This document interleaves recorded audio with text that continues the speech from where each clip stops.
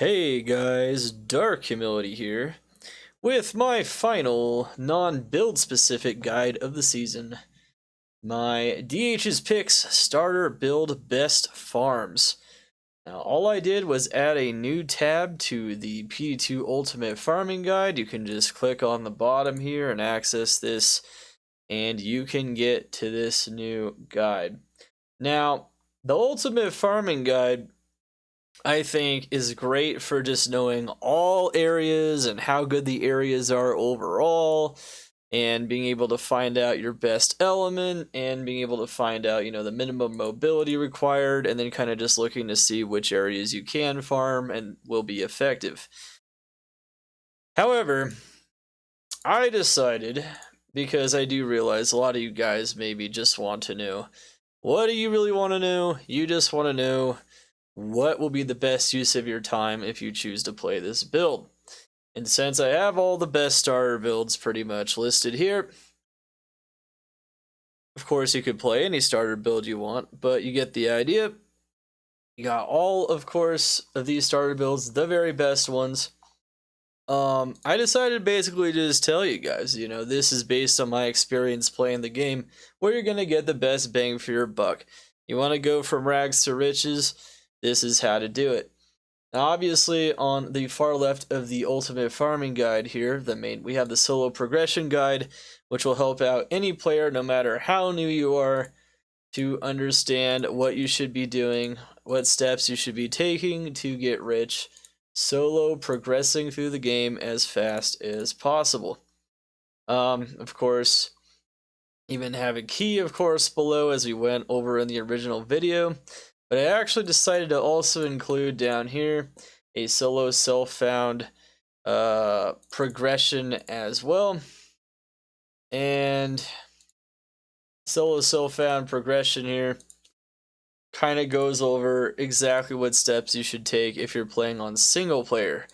So I also included that, but it also kind of gives you an idea of when you should be transitioning into maps, and in what order you should be building up your single player account, or if you're just playing solo online, if you're doing that. So I also added that to the bottom there as well, which I feel like is pretty good. It tells you like how many skills to start maybe moving on to the next step and moving on to the next step after that. So that is essentially what all you need to do. So pretty good stuff, and it gives you like exact cutoffs and everything like that, because I get that question all the time, like if you're progressing solo, like when maybe I should be moving on from max, when should I be farming currency farms, that kind of stuff. So that's always good stuff. Currency farms like runes, charms, jewels, that kind of stuff. So indeed, awesome. Anyway, that's a much more comprehensive guide that can give you an idea of how to do everything, and of course you can kind of choose yourself based on that. This, though, what this does is it literally just tells you, yeah, this is what you should be doing if you want to min-max the effectiveness of your build, just period. These are the best LOD farms for each build in the game, each of the best starter builds. So these are the best starter builds, this is the best area, and on top of that I also get asked about best T1, Tier 2 maps. Now, for the most part it is based on immunities, however there are some other things going on. Some maps might have a lot of monsters that will like stun you, so maybe they're not great for melee builds. They also have maybe Decrepify. Some maps are really wide open, which help out some builds, but maybe not others. So these are things to take into consideration. And then, of course, if you do a Tier 3 map, everyone knows about Blood Moon, and you can do Blood Moon effectively with basically any build in the entire game, hence why it's a standardized test for my tier list. But at any rate, I will update this, of course, if they change the immunities in future seasons. I will also be updating and getting you guys, of course, the updated best Tier 1, Tier 2 maps. As for the LOD farms, this should pretty much stay the same for all of eternity in this mod, unless something crazy happens. But That's what it is. So like you'll see a lot of themes, like a lot of lightning builds. Lightning builds should just be doing Arcane Sanctuary. There's just nothing better to get more better value for your time. Period. It's all about getting the best value for your time. Any fire builds tend to do really well in like maybe in Darial's Secret Cal level. Of course, you also have Stony Tomb and Maggot Lair for builds that are a bit more area of effect oriented, ones that do a lot more damage to single targets, that have high mobility. I basically, took this ultimate farming guide here and distilled this into, really, this is what I want to know. Not a lot of people want to look at a complicated spreadsheet. So I made a very simple one here, which is much like my ultimate mercenary guide, which I also just launched.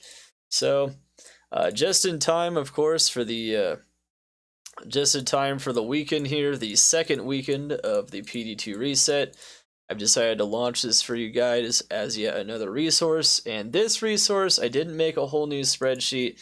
It is just the second tab on the ultimate farming guide here. So of course, the ultimate farming guide will help you know how to find virtually anything, and of course will help you understand how to progress no matter how you're progressing, and to give you various guidelines for how to do that.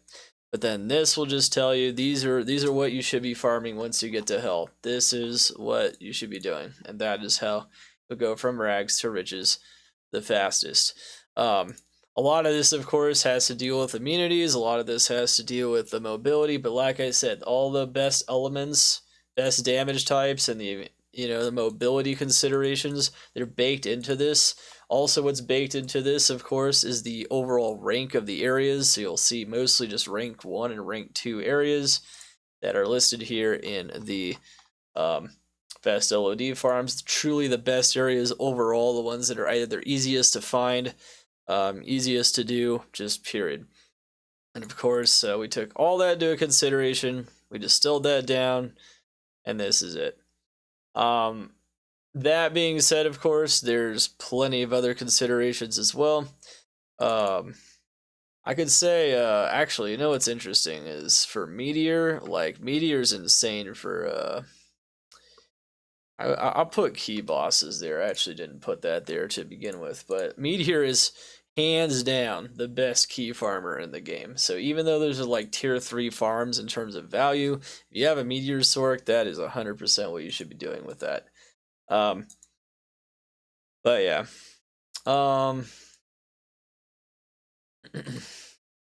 Anyways, so yeah, and of course I even have Ubers listed here on the builds that are really good at doing the Ubers, so it's totally demystified. This is the kind of build you should be doing that on, in addition to the areas. But yeah, and of course if there's multi-elements, I took into account just the areas that, once again, are just going to be the best value, just the best overall value, period. You do these areas with that build and you will succeed. So, that's 100% what you should be taking into account here. But at any rate, try to give you guys basically the best starter approaches, best tier 3 maps, mostly an immunity issue, but it kind of depends. But you guys, of course, can determine all that for yourself as you look more into it. But at any rate, it's fun stuff, good stuff, awesome stuff.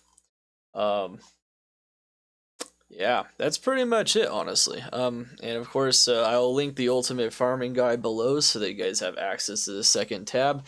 This is a nice update to the ultimate farming guide. Like I said, I also added solo self-found progression on the first tab, the main one. And now, of course, you have access to all of this. And hopefully this just demystifies it for you, how to get rich on basically any of the starter builds and what kinds of things these starter builds excel at the most, period. And that's it. That's all you really have to know. And I will, of course, be posting this and everything else. Let me know what you guys think in the comments below. Also, make sure to check out the rest of my Season 12 guides and even Season 10 guides, the build-specific ones and up. And, of course, I'd say any guides Season 10 or beyond, or even the mapping guide and the trade guides from Season 9 are very relevant, so make sure to check them all out. We also have the Ultimate Mercenary Guide, brand new this season as well. And of course, we still have the tier list and infographic and all the other insanely awesome guides. Of course, I'll put the links to those below as well. And awesome stuff. I will see you guys, and I'll continue my little self-found hardcore grind with my bow necro and other builds I plan to make this season. And see you guys there in at twitch.tv. Dark Humility. Dark Humility over now. Let's get it.